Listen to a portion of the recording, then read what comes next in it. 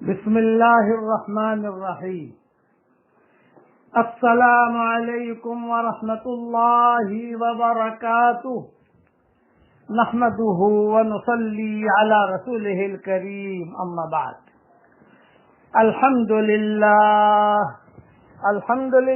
نحمده ونستعینه ونستغفره ونؤمن به ونتوکل علیہ ونعوذ باللہ من شرور انفسنا ومن سیئات اعمالنا ونعوذ باللہ من شرور انفسنا ومن سیئات اعمالنا ونعوذ باللہ من شرور انفسنا ومن سیئات اعمالنا من يهده الله فلا مضل له ومن يضلله فلا هادي له ونشهد أن لا إله إلا الله وحده لا شريك له ونشهد أن سيدنا ومولانا محمدا عبده ورسوله صلى الله عليه وعلى آله وأصحابه وبارك وسلم تسليما كثيرا كثيرا، أما بعد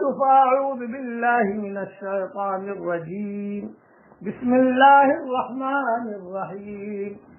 سبحان الذي أسرى بعبده ليلا من المسجد الحرام إلى المسجد الأقصى الذي باركنا حوله لنريه من آياتنا إنه هو السميع البصير۔ صدق اللہ العظیم۔ میری ماں اور بہنوں، بیٹیاں، بہوئیں، ہمارے محترم بھائی، اللہ جل جلالہ عمن والہ ہمارے رمضان کی جو بھی محنتیں ہیں اللہ تعالیٰ اسے قبول فرمائے۔ آج میں آپ کو بیت المقدس کے بارے میں اپنی باتیں سمجھانا چاہتا ہوں۔ یہ جو فلسطین کا معاملہ چل رہا ہے، ساری دنیا میں جب دیکھو تب یہ فلسطین کا معاملہ کھڑا ہوتا ہے، کہ بیت المقدس کا معاملہ، فلسطین کا معاملہ کیا ہے ہماری شرعی حیثیت سے، وہ میں آپ کو سمجھانا چاہتا ہوں۔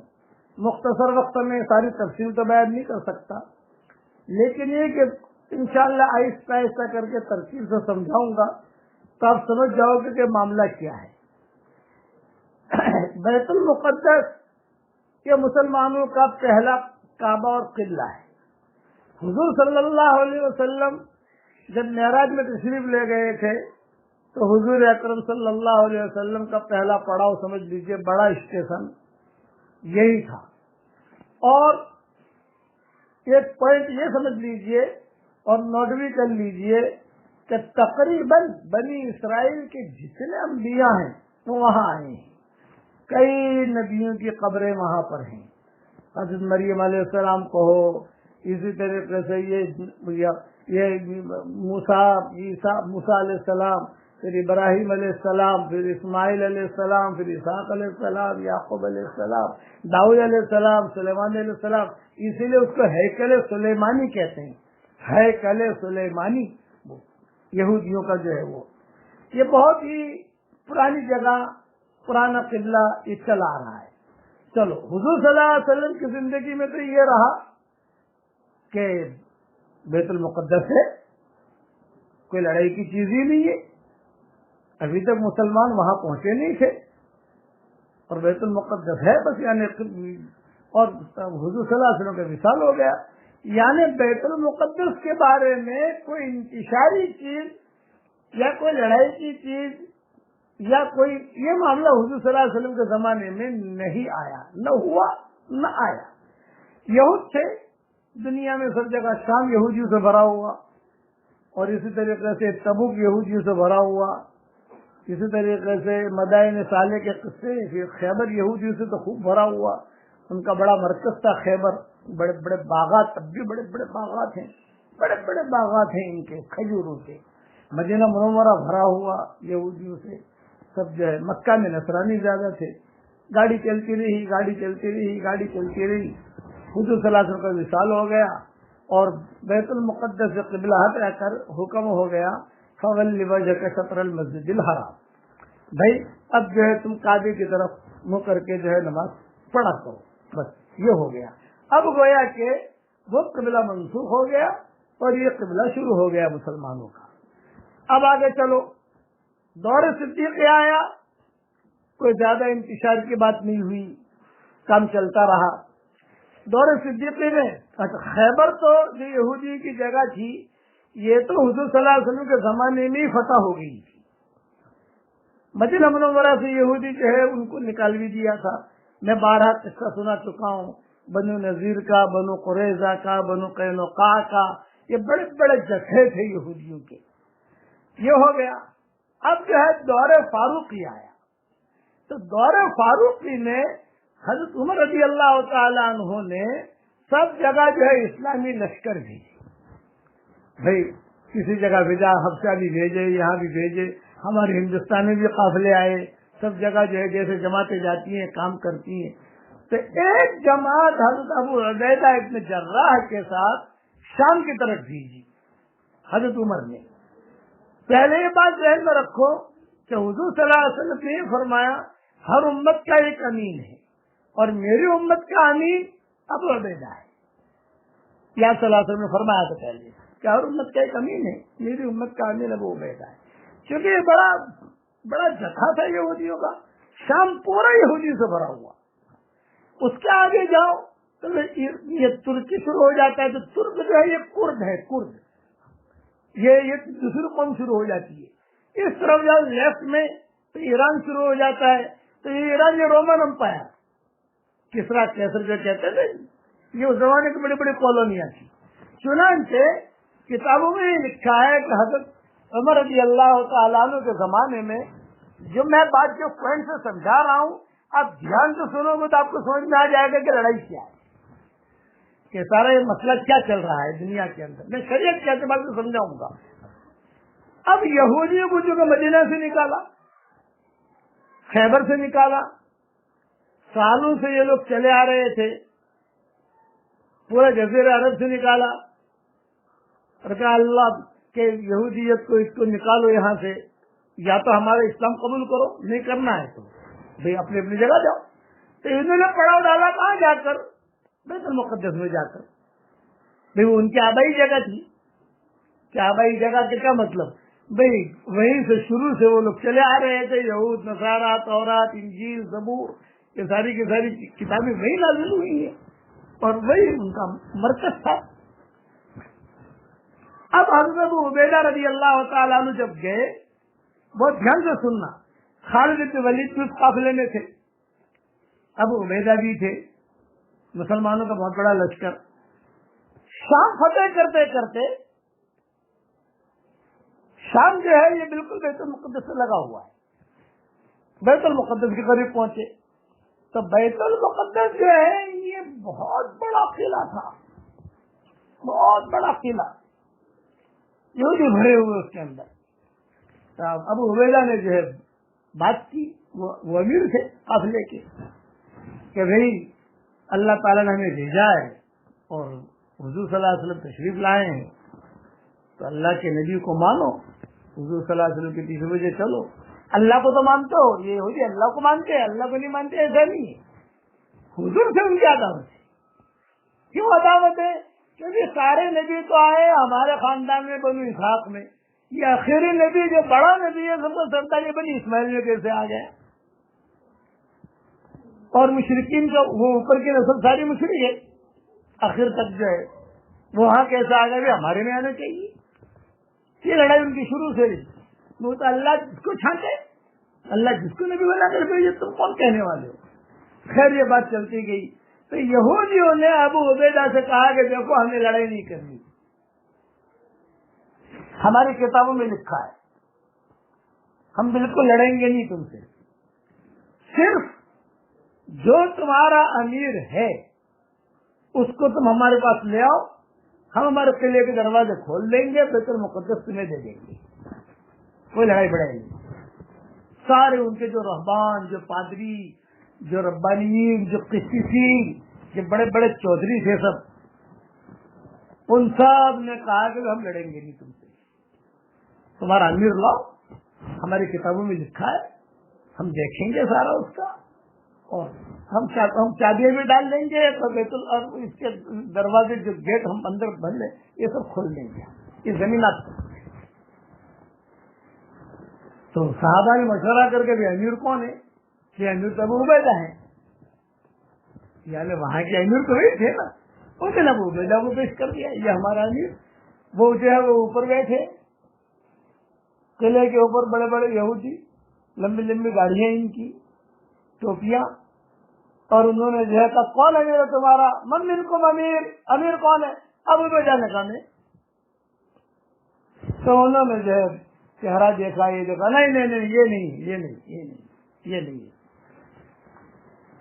اور ہے کوئی اور امیر ہے۔ اب صحابہ نے آپس میں مشورہ کیا کہ اس کا ان لوگوں کا مقصد ہے حضرت عمر کا، لیکن ہزاروں میل دور ہے بیت المقدس سے یہ مدینہ منورہ، تو اتنا دور سے امیر المومنین کو بلانا، اور وہاں کا بھی کام ہے، وہاں پر فوجیں کام کر رہی ہیں، سارا مرکز سنبھالے ہوئے ہیں وہ۔ تو آپس میں یہ طے کیا کہ ایک کام کرو، خالد ابن ولید کو آگے کر دو، کیونکہ خالد ابن ولید کا چہرہ اور حضرت عمر کا چہرہ بہت ملتا جلتا تھا، کتابوں میں لکھا ہے بہت ملتا جلتا۔ قریش یہ بھی تھے، قریش وہ بھی تھے، خالد ابن ولید قبیلے بنی مخزوم کے تھے، اور حضرت عمر جو ہے دوسرے قبیلے کے قریش تھے، سارے کے سارے بہت ملتا جلتا تھا، اور بہت قصے بھی ہوئے ہیں، لوگوں نے دھوکہ بھی کھایا ہے کہ یہ عمر ہے کہ خالد ابن ولید ہے، یہ عمر ہے کہ خالد ابن ولید ہے۔ روایت میں قصے بھی آئے ہیں، لیکن میں قصے بیان کرنے جاؤں گا جو مضمون پورا نہیں کر سکوں گا۔ علقمہ ابن علاسہ کا قصہ حدیثوں میں آتا ہے، وہ الجھ گئے تھے کہ یہ خالد ہے کہ عمر ہے، پہچان نہیں سکے تھے، لمبا قصہ میں پہلے بیان کر چکا ہوں۔ تو لوگوں نے مشورہ کر کے صحابہ نے کہا کہ خالد کو آگے کر دو، بیت المقدس فتح ہو جاتا ہے تو معاملہ ہی ختم۔ چنانچہ خالد بن ولید کو آگے کیا۔ خالد بن ولید ہاں یہ ہے، یہودی نے کیا کہا؟ کھادا ہوا تھا، یہی ہے، ناک ایسی ہے اوکے، بھویں ایسی ہے اوکے، پیشانی ایسی ہے اوکے، بال ایسے ہیں اوکے، کان دیکھو کان بھائی ہاں اوکے۔ یہاں تک کتابوں میں لکھا ہے کہ جہاں حضرت عمر کے گال پر تیل تھا وہی خالد بن ولید کا بھی تیل تھا، پوری کتابوں میں لکھا ہوا تھا۔ Yes yes okay okay okay okay ہوتا گیا، بس تیاری تھی کہ دروازے کھول دے، چابیاں ڈال دے۔ تو پیچھے سے بڈھا تھا، کتابوں میں لکھا ہے کہ اس کے بھنے جو ہے نا وہ لٹک رہی تھی، بہت بری عمر کا یہودی تھا۔ اس نے کہا او بھائی او بھائی او بھائی، وہ بھی تورات لے کر بیٹھا تھا پیچھے، یہ سب ٹھیک ہے ابھی دروازے مت کھولنا، اس کا نام پوچھو، نام پوچھو۔ اب نام پوچھا تو کہا خالد، یہ کہا نہیں نام دوسرا ہے، شکل پوری ہے لیکن نام خالد نہیں ہے، اور نام ہے۔ وہ دروازے جو کھولنے کی تیاری میں تھے اور چابیاں دینے کی تیاری میں تھے، وہ انہوں نے اسٹاپ کر دیا یہودیوں نے، یہ کہا نہیں شکل یہ ہو نام دوسرا ہے تمہارے امیر کا، اس کو لاؤ۔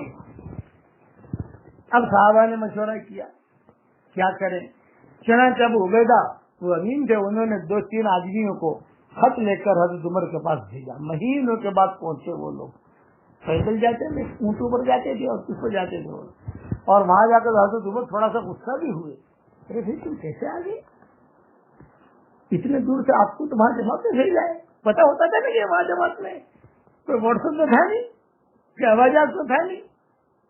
تو انہوں نے یہ جو قاصد بھیجے تھے ابو عبیدہ نے خط لکھ کر یہ کہا کہ امیر المومنین معاملہ یہ ہے، بیت المقدس کی فتح کا معاملہ ہے، اور انہوں نے یہ شرطیں رکھی ہیں، انہوں نے یہ بھی کہا ہے ہم لڑیں گے نہیں، ہمیں لڑائی بڑائی کچھ نہیں کرنی، خالی تمہارا آدمی لے آؤ، بس ہم دروازے کھول دیں گے۔ میرے والد صاحب رحمۃ اللہ علیہ فرماتے تھے ہم چابیاں دے دیں گے، یہ ابا کے جملے ہیں، چابیاں دے دیں گے، کتابوں میں لکھا ہے دروازے کھول دیں گے، دونوں ایک ہی، میرے ابا 12 بیان کرتے تھے۔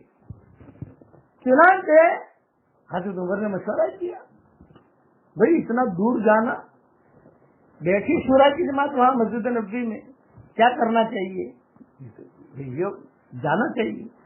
اچھا کون کون جائے؟ حضرت عمر نے کہا بھی سارے قافلے اللہ کے راستے میں نکل چکے ہیں، مدینہ خالی نہیں ہونا چاہیے، ہمارا مرکز ہے، یہاں کے لوگ رہنے چاہیے. میں چلا جاتا ہوں، میرے ساتھ میرا غلام چلا جاتا ہے. یہ نہیں جو صاحب بڑے مولوی صاحب جو ہے تو 4 خادم ہونے چاہیے، 5 خادم ہونے چاہیے. تو یہ طے ہو گیا کہ چلو حضرت عمر اور 1 خادم اب روانہ ہوئے مدینہ منورہ سے. جب مدینہ منورہ سے روانہ ہوئے تو بیچ میں یہودیوں کی بہت بستیاں پڑتی تھی، چھوٹی چھوٹی بستیاں بہت پڑتی تھی بیچ میں. جب بہت بستیاں پڑتی تھے وہ یہودی لوگ ان کو دیکھتے تھے، اس میں کچھ پڑھے لکھے لوگ بھی تھے، سب کو ملتے ملاتے سمجھ گئے تھے کہ یہ امیر المومنین وہ یہودی. اب تو اسلام کا تھوڑا بول بالا ہونے لگا نا، ابھی اسلام اتنا پھیلا نہیں ہے لیکن پھیل رہا ہے. میں بیت المقدس کی تاریخ بتا رہا ہوں آپ کو. بہت بستیاں تھی، کتابوں میں لکھا ہے کہ یہودی پادریوں نے حضرت عمر کی دعوت بھی کی راستے میں بیت المقدس جاتے ہوئے.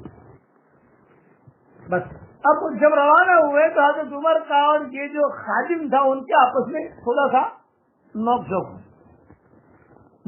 کے ایک اونٹ تھا بیٹھنے والے تو خادم نے کہا کہ امیر المومنین ایک کام کرو، غلام تھا حضرت عمر کا، یہ کہا حضرت ایک کام کیجئے، آپ جو ہے نا اونٹ پر بیٹھیے، میں نکل پکڑ کے چلوں گا. حضرت عمر نے کہا نہیں، 5 میل 5 کتابوں میں لکھا ہے 5 میل طے ہوئے، 5 میل میں بیٹھوں گا اور تم پیدل چلو گے، اور 5 میل تم بیٹھو گے اور میں پیدل چلوں گا.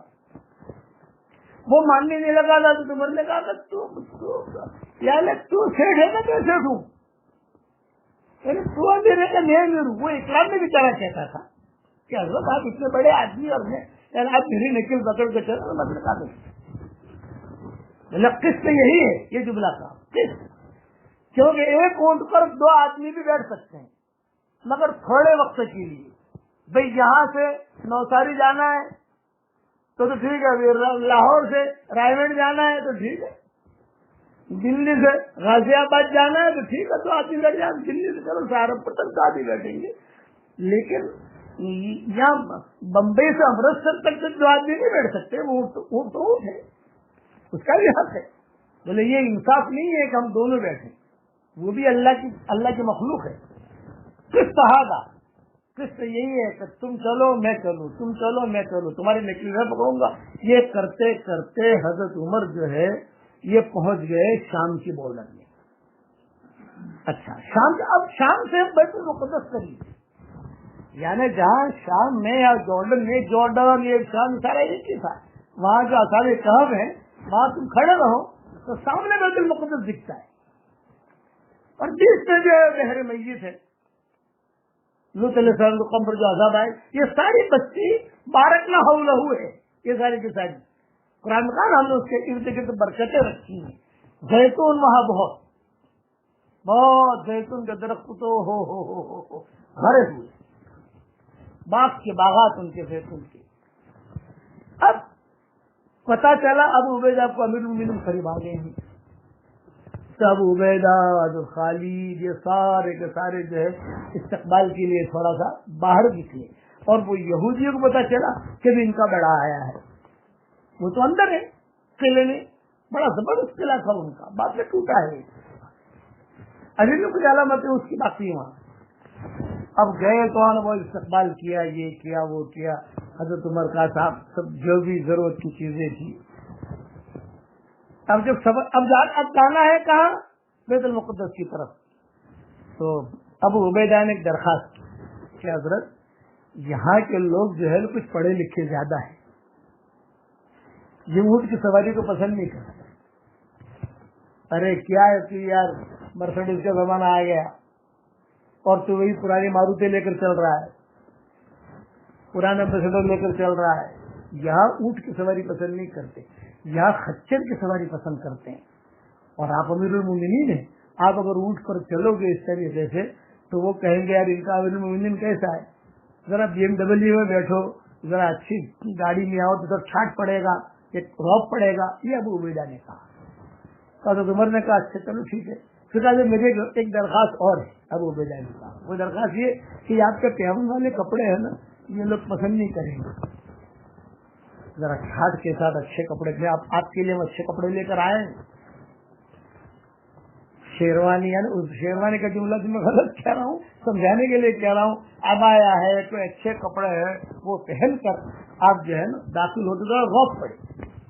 حضرت عمر نے کہا خچر پہ بیٹھ گئے اور یہ کہا کہ چلو یہ لوگ میرا انہیں جبا تھا حضرت عمر کا, کیا وہ لگے ہوئے تھے بھائی اس کو رکھو غلام سے کو سنبھالو.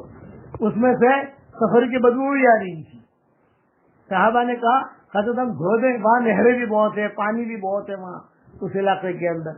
حضرت عمر نے کہا نہیں ہم دھوئیں گے, ابھی تو جو مسئلے کے لیے آئے مسئلہ نمٹاؤ. چنانچہ حضرت عمر نے جو ہے جبا پہن لیا اور وہ خچر پہ بیٹھ گئے اور سارے کے سارے پیچھے جیسے وقار کے ساتھ داخل ہو رہے. تھوڑا دور سے لے کے تھوڑا دور اور تو اچھا وہ لوگ دیکھ رہے ہیں وہاں سے کہ یہ لوگ آ رہے ہیں اوپر سے یہودی لوگ, اور تھوڑا دور چلے تھے. حضرت عمر نے کہا اے ابو عبیدہ, جب حضرت عمر یہ کہتے تھے اے ابو عبیدہ اے نہ بولا تو سامنے والا جو ہے اس کی پیشاب نکل جاتی تھی. مطلب کیا ڈر جاتا تھا کچھ مسئلہ ہے.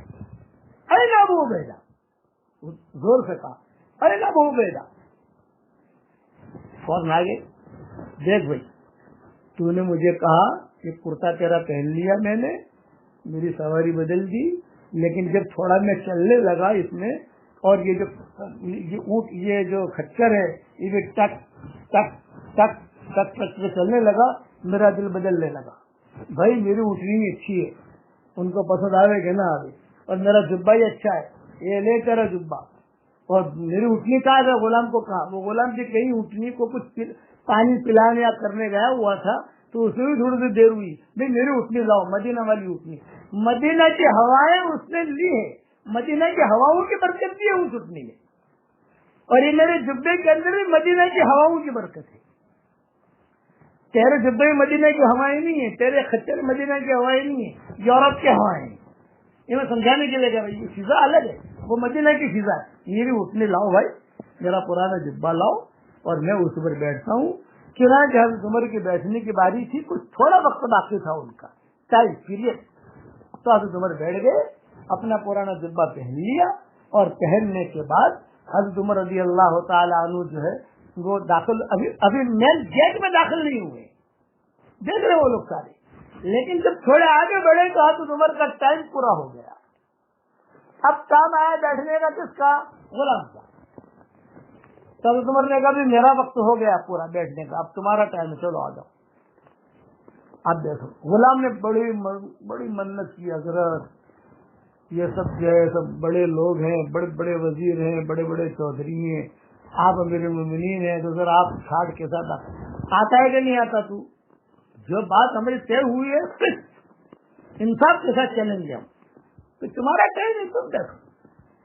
چنانچہ غلام بیٹھ گیا اور حضرت عمر جو ہے وہ نکیل پکڑ کے چلنے لگے. سارے صحابہ تھے تو صحابہ نے کہا نکیل ہم پکڑ لیتے ہیں. نہیں بھائی کیوں نکیل تم کیوں پکڑو گے, میں پکڑوں گا, مدینہ سے نکیل پکڑتے ہوئے آ رہا ہوں تو اتنا میں نکیل نہیں پکڑ سکتا, چلو تم سب چلو ہمارے ساتھ, نکیل نہ پکڑیں گے. اب نکیل پکڑ کے چلے تو راستے میں کیچڑ آیا,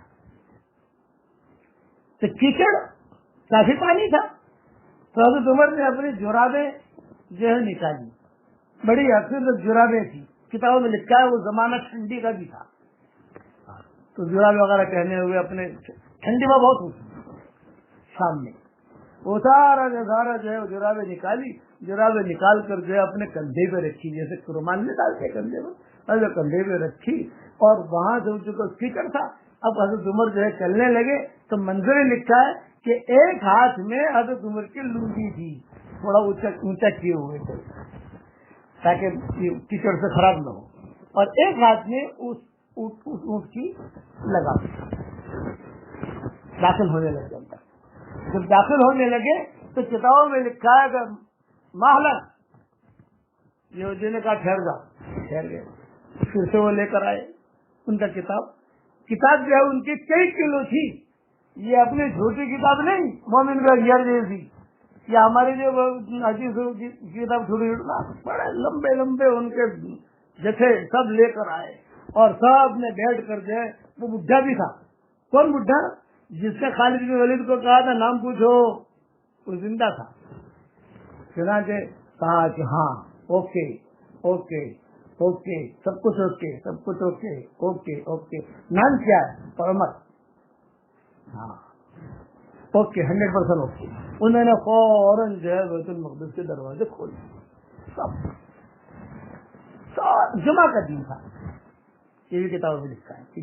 صلاح الدین ایوبی نے جو فتح کیا تھا وہ بھی جمعہ کا دن تھا, اور حضرت عمر نے جو فتح کیا تھا وہ بھی جمعہ کا دن تھا. یہ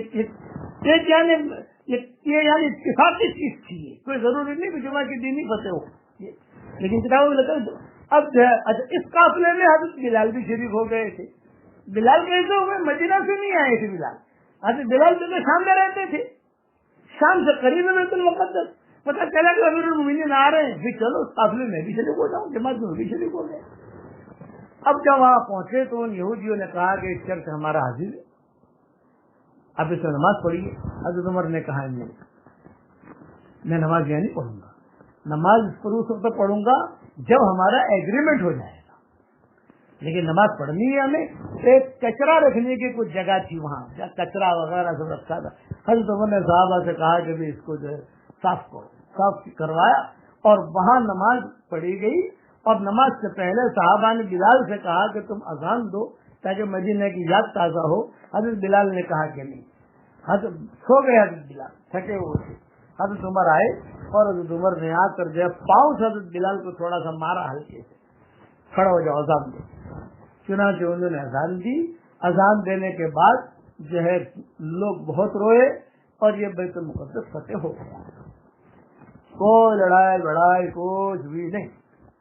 اور یہ سارے حضرت عمر نے پھر ایگریمنٹ بھی کر دیا, بھائی تمہارے کنیساؤں کو ہم نہیں جلائیں گے, اس کو نہیں گرائیں گے, یہ وغیرہ وغیرہ جو بھی وہ ایگریمنٹ اب تک بیت المقدس میں لکھا ہوا ہے.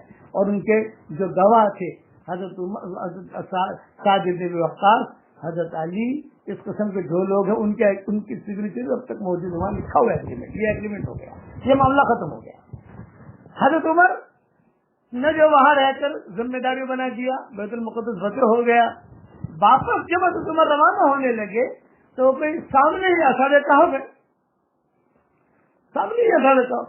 تو یاد ہے رات کے وقت میں میرا وہاں سفر ہوا ہے 1977 1978 میں اس علاقے میں. اس وقت میں جندی فدائی کی لڑائی چل رہی تھی. وہ جگہ ہی لڑائی کی ہے, جندی فدائی یہ لڑائی چل رہی تھی. اب ہم لوگ کبھی گئے کھانا لینے کے لیے باہر نکلے, سبزی لینے کے لیے باہر نکلے تو فوجی جو ہے وہ آ جاتے تھے پستول لے کر, بندوق لے کر. انت جندی ام فدائی, انت جندی ام فدائی, تم جندی ہو کہ فدائی ہو. اب اگر ہم کہیں جندی اور وہ پولیس والا فدائی ہوگا تو مارے گا, ہم کہیں فدائی اور وہ جندی ہوگا تو مارے گا. جہاں باہر نکلے تو فوراً جو ہے پولیس والا انت جندی ام فدائی, تو ہم کہتے تھے نحن لسنا جندی ولسنا فدائی بل نحن ہندی. ہم جندی بھی نہیں ہے فدائی بھی نہیں, ہم تو ہندی ہیں. صحیح جان بچ گئی, ہم تو ہندی ہیں, ہم جندی بھی نہیں فدائی بھی نہیں. تو وہاں اصحاب کہف, تو وہاں سے حضرت عمر نے کہا چلو وہاں بھی چلتے ہیں, کیونکہ صحابہ تو تھے ساتھ میں. وہاں جا کر اصحاب کہف کو دیکھا, رقیم کو دیکھا. والرقیم کان ان اصحاب الکہف والرقیم کان من آیاتنا عجبا. رقیم کو دیکھا, وہاں نیچے بستی ہے وہ دیکھی. پھر اس کے بعد جو اس میں مسجد بنی ہوئی ہے وہ دیکھی حضرت عمر نے, لنتخذن علیہم مسجدا, اور اس کا رخ قبلہ جو تھا اس کا بیت المقدس کی طرف تھا. تو حضرت عمر نے کہا اس کو ہٹانا مت, رکھو.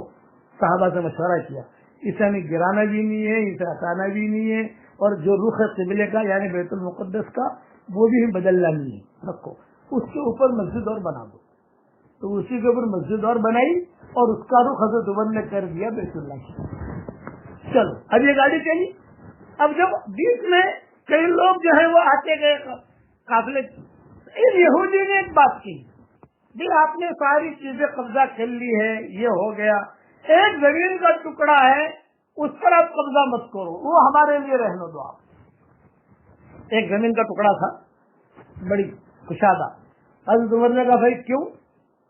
ساری چیزیں تو ہم نے لے لی, قبضہ ہو گیا, ساری فوجوں نے ہمارا قبضہ کر لیا, یہ زمین کا ٹکڑا کیوں؟ انہوں نے کہا نہیں حضرت آپ سب کچھ لے لو, ہم نے بیت المقدس دے دیا آپ کو, سب یہ زمین کا ٹکڑا رہنے دو. حضرت عمر نے کہا نہیں وجہ بتا بھائی, زمین میں تو کچھ بھی نہیں ہے, کہ اس میں سونا ہے, ہیرے جواہرات ہیں, یہ زمین ہے. انہوں نے کہا نا یہ ہمارا ریاض الجنہ ہے, جنت کا ٹکڑا ہے, ہماری کتابوں میں لکھا ہے کہ یہ ہمارا جنت کا ٹکڑا ہے. حضرت عمر نے کہا اگر جنت کا ٹکڑا ہے تو جنت کے ٹکڑے کا تو ہم حقدار ہیں, تم حقدار نہیں ہو. یہ حضرت عمر نے یہودی کو جواب دیا, جنت کے ٹکڑے کا تو ہم حقدار ہیں, تم حقدار تھوڑی ہو. حضرت عمر نے کہا یہ قبضہ کرو اس کو اور اسے مسلمانوں کا قبرستان بنا دو. اب بھی وہ قبرستان ہے, مسلمانوں کا قبرستان. چلو مدینہ منورہ پہنچ گئے. مدینہ منورہ پہنچ کر گئے, سب کو اطلاع دی دی, یہ ہوا یہ ہوا. اب دور چلتا رہا. حضرت عمر کے بعد دور آیا حضرت عثمان کا, حضرت علی کا, وہ برابر جو ہمارے قبضے میں رہا. پھر امیر معاویہ کا دور آیا, پھر سالہ یہ سارا کے سارا جنگ صفین یہ ہوا, یہ سارا کا سارا ہمارے قبضے میں چیزیں رہی. بعد میں چلتے چلتے چلتے کیونکہ نگاہ نے تو چھین ان کے ان کے ذہنوں میں دیکھی یہ جگہ ہماری ہے, بیت المقدس ہمارا ہے. تو انہوں نے آہستہ آہستہ کرتے کرتے دوسرے ملکوں کی مدد سے پھر سے یہودیوں نے وہاں قبضہ کر لیا. حالات کیا ہوئے میں مختصر وقت میں سمجھا نہیں سکتا. حالات آئے جیسے تلک الایام نداولها بین الناس, انتشار ہو جاتا ہے مسلمانوں میں, آدھا ہی ہو گیا, آدھا ہی ہو گیا, آدھا ہی ہو گیا, بات چلا گیا. عربوں نے ایک ہی مرتبہ فتح کیا ہے, یہ ذہن میں رکھا تاریخ میں. عربوں نے بعد میں فتح نہیں کیا. یہ صلاح الدین ایوبی عرب نہیں تھے, یہ کرد تھے. اب نور الدین زنگی, اللہ اس کی قبر کو نور سے منور فرمائے, اس نے کوشش کی, بادشاہ تھا, اس نے کوشش کی کہ یار یہ مسلمانوں کا قبلہ یہ ہمارے پاس ہونا چاہیے. ترتیب دی, کئی یہودی بادشاہوں کو بلایا اس نے, کئی یہودی, اور میٹنگیں کی, یہ کیا وہ کیا, دیں گے دیں گے دیں گے, لیکن وہ معاملہ قابو میں نہیں آیا. اسی دوران کوئی ایک اللہ والے نے خبر دی نور الدین زنگی کو یا کسی نے کہ دیکھو یہ بیت المقدس فتح ہوگا 583 ہجری میں, 583 ہجری. اس سے پہلے پتا نہیں ہوگا. تو نور الدین زنگی دعا مانگتے تھے کہ اللہ, اور یہ کہا 583 ہجری میں فتح ہوگا, جمعہ کے دن فتح ہوگا, جمعہ کی نماز تم نہیں پڑھ سکو گے, اگلا جمعہ پڑھو. یہ بشارت. کوئی اللہ والا تھا یا کوئی جن تھا, نام آتے ہیں کتابوں کے اندر اس کے ان کے, کہ کوئی تھے, انہوں نے ایک چیز کہی. بعض میں جنوں کی عمر بڑے لمبی لمبی ہوتی ہے, 1500 سال 2000 سال, جیسے سانپ کی عمر لمبی ہوتی ہے. سانپ اپنے موت نہیں مرتا. سانپ جو ہوتا ہے نا, جیسے بیمار ہوا مر گیا ایسا نہیں, وہ اپنی موت نہیں مرتا, اس کی عمر بہت لمبی ہوتی ہے. اسی لیے قرآن کے اندر سانپ کا نام ہے حیا. حیا کا مطلب ہے زندہ. اسی لیے بڑی بڑی کمپنیاں ہوتی ہیں نا, وہ سانپ کا وہ رکھتی ہے نشان. کیوں رکھتی ہے؟ کہ وہ بہت لمبی عمر والا ہے تو ہماری کمپنی بھی بہت لمبی چلے گی. تو اس نے خبر دی. اچھا, نور الدین زنگی کوشش کرتے رہے. صلاح الدین ایوبی جو تھے ان کے خادم تھے. یہاں تک کہ 583 جو ہے وہ اس نے کہا کہ 583 میں یہ فتح ہوگا. کسی نے خبر دی, نام بھی لکھا ہے کتابوں میں, نام مجھے یاد رہا نہیں. 563 میں نور الدین زنگی کا انتقال ہو گیا. پر اس کی خواہش تھی کہ میں فتح کروں. بیماری لگ گئی اس کو. بیماری یہ لگی کہ اس کو پیشاب پخانا ہی نہیں ہوتا تھا. 3 مہینہ زندہ رہا بیماری میں, پیشاب پخانا ہو گئی نہیں, پیشاب بھی بند, پخانا بھی بند. وہ کہتا تھا کہ اللہ میری خواہش تھی میں اسے فتح کروں. تو ان کے ساتھ رہتے تھے صلاح الدین ایوبی.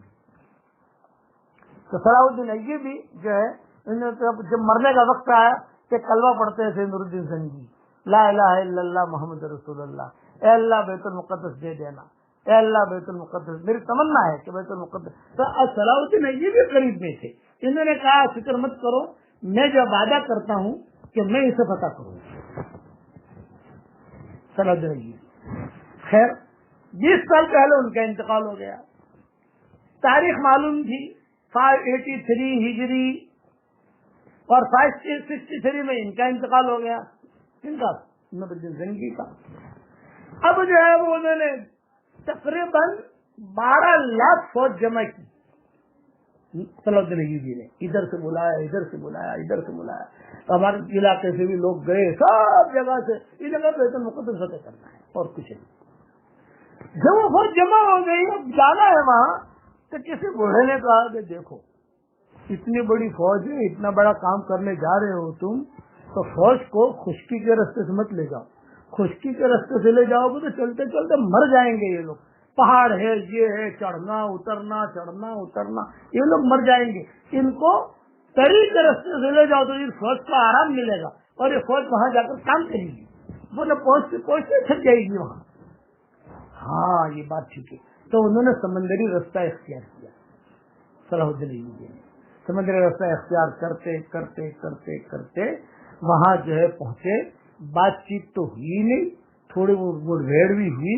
اور جمعہ کے دن جو ہے میں مختصر کر کے بتا رہا ہوں، جمعہ کے دن بیت المقدس جو ہے فتح ہو گیا. اندر چلے گئے، یہ بھی ہو گیا.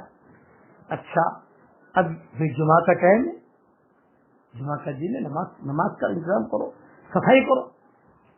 گندگی رکھی ہوئی، گندگی پڑی ہوئی، صاف کرنے کی کوشش کی. جب کوشش کی تو دیکھا تو اندر کی طرف 30,000 خنزیر تھے، 30,000 سور بندھے ہوئے. ارے یہ کیا، یہ کہ یہ بھی مسجد کی جگہ نہیں، یہودیوں نے پال رکھے تھے 30,000. چنانچہ صلاح الدین ایوبی نے کہا اب تو ذمہ داریاں بن گئے نا. تو انہوں نے کہا کہ بس اس کو پہلے صاف کرو. صاف کرتے کرتے ہی پورا جمعہ کا دن نکل گیا. پھر جو دوسرا جمعہ پڑھا. کون جمعہ پڑھا ہے بھائی؟ تو سب نے کہا بھائی آپ پڑھائے کہ نہیں، حداد پڑھائے گا، مفتی تھے اس زمانے کے، اور میں جو ہے قریب میں سپاہی بن کر کھڑا رہوں گا. چنانچہ صلاح الدین ایوبی جو ہے ایک سمجھ لیجئے کہ پولیس کی طرح اور ہاتھ میں تلوار اور یہ کر کر قریب میں کھڑے رہے. اور حداد نے جو ہے خطبہ پڑھا، زبردست خطبہ پڑھا ہے. عالم لوگ اسے دیکھے، اس جگہ تم دیکھنا زبردست خطبہ پڑھا ہے، پہلا خطبہ کہ یہ میں انبیاء کی روحوں کو بھی ٹھنڈک پہنچا رہا ہوں اور حضور صلی اللہ علیہ وسلم کی روح کو بھی ٹھنڈک پہنچا رہا ہوں. فلاں نبی پر سلام، فلاں نبی پر سلام، فلاں سب وہاں، یہ سب کے وہاں سب رہے ہیں. فلاں نبی پر سلام، فلاں نبی، اور دل بجے ہی پڑا خطبہ انہوں نے. حداد نام تھا ان کا، بڑے مفتی تھے. فلاں نبی پر سلام، فلاں نبی پر سلام، فلاں نبی پر سلام، اور یہ کہا اور حضور صلی اللہ علیہ وسلم پر سلام، حضرت عمر پر سلام کہ آج ہم نے یہ فتح کر لیا. تو علامہ ابن تیمیہ جو ہے یہ ابن کثیر کے استاد ہیں. ابن تیمیہ ابن کثیر شاگرد ہیں. تو ابن کثیر نے یہ قصے لکھے اپنی کتابوں کے اندر، تاریخ ابن کثیر میں ادھر ادھر لکھے. تو ابن کثیر نے اپنے استاد سے پوچھا کہ حضرت ابن تیمیہ سے یہ کیا معاملہ ہے کہ ایک آدمی کہتا ہے 583 میں ہوگا، یہ دن ہوگا اور اگلا جمعہ تم پڑھو گے، ایسی چیزیں. ابن تیمیہ نے کہا ایسے سوالات نہیں کیا کرتے اپنے شاگرد سے. یہ سوالات، یہ جملہ کہا خرج من فمہ فجأۃ وصار فجأۃ، کہ اس کے منہ سے اچانک نکلا اور اللہ تعالیٰ نے اچانک ایسا کر دیا. یہ اللہ کا غیبی نظام، تکوینی نظام ہوتا ہے، اس میں زیادہ بحث نہیں کرتے. ابن کثیر کہتے ہیں میرے استاد نے مجھے وہاں ڈالا، ایسے سوالات نہیں کرتے، یہ اللہ کا نظام. اب بیت المقدس فتح ہو گیا صلاح الدین ایوبی. اب جو ہے اس کے بعد سے میں گھن تکڑا چل رہا ہے سارا سے سارا بہت. اب کیسے پھر سے چلا گیا وہ لمبی تفصیل ہے. زندہ رہا تو آئندہ سال انشاءاللہ بیان کروں گا. تھوڑے فتح بیان کر دو انشاءاللہ.